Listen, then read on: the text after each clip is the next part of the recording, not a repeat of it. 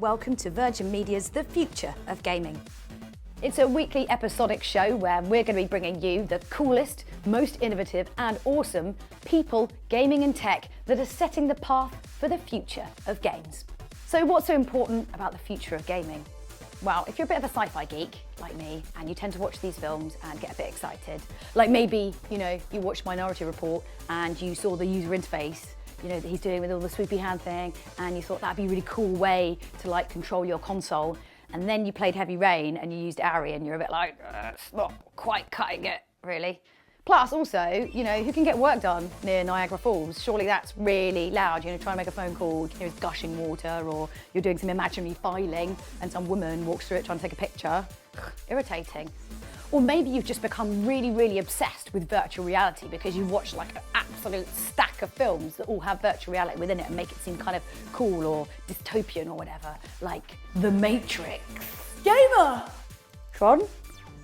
And it's funny because sometimes TV and movies shape the dreams that we have as gamers, right? I mean, you just got to look at something like Star Trek's holodeck, which we all know the idea of that is just beyond exciting as a gamer. It'd just be incredible. Although it does make me think though, when everyone kind of moans a little bit about using, Wiimote and PS Move and Kinect and how silly we all look when we do it. Imagine how stupid someone would look on a holodeck. With just the grid thing there, not anything else that's going on. Think about the fact of what they might be doing in a holodeck, long space mission on their own. Yeah, we're all gonna look ridiculous. The closest thing we ever saw really was the concept video last year, that Microsoft made for Illumirum. Now I know it's not quite a holodeck, but I would have that in my life, totally use that. Even if it meant every time I tried to get a DVD, it was like a psychedelic nightmare, but I'd happily put up with that just for the extra periphery of awesome, as I've come to call it. So much gaming content is focused on the here and now, but what I really want to know is, what are we going to be doing in 10 years' time, 20 years' time? What are we going to be playing? How are we going to be interacting with the machines? That's really interesting to me.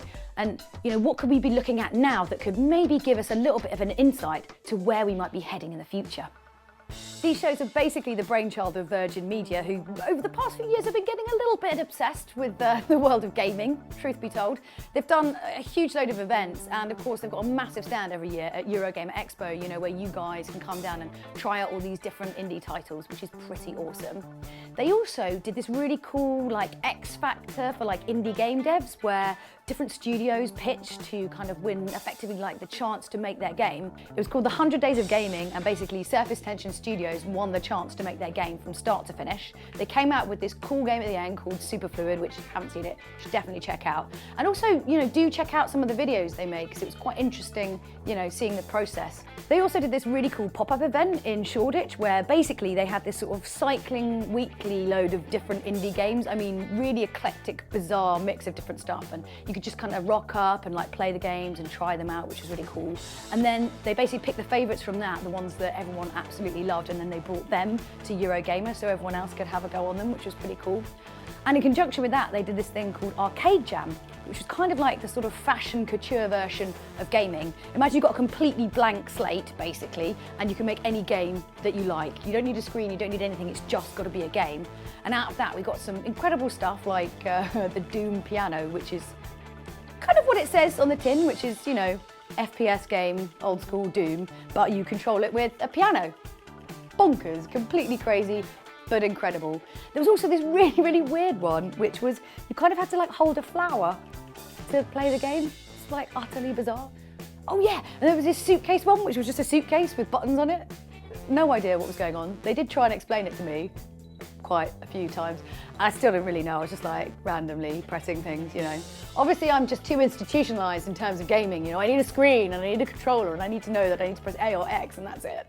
So what the heck is all this about then? Over the next 15 weeks in the run-up to the Eurogamer Expo, we're going to be bringing you some original video content that's going to encapsulate the most exciting, fascinating, heart-racingly awesome collection of people, gaming and tech that are going to change the way that we game. And if the hefty might of E3 is anything to go by, there's going to be some seriously game-changing titles out there that are going to really shift the way we think about how we game. You know, from big studios to smaller devs to YouTubers to the pro gaming community to forward thinkers so passionate that their gesticulating hands won't even fit inside the frame. We're going to be talking to them all, basically. You know, let their passion feed your passion and, you know, possibly help you nerdgasm into gaming oblivion, as is right. It's going to be incredible, possibly sweat-inducing, like all good games should be. So don't forget to tune in next week for more from the future of gaming. And of course, don't forget to check out the site for all of the original content that's being created just for you up there. We'll see you next week.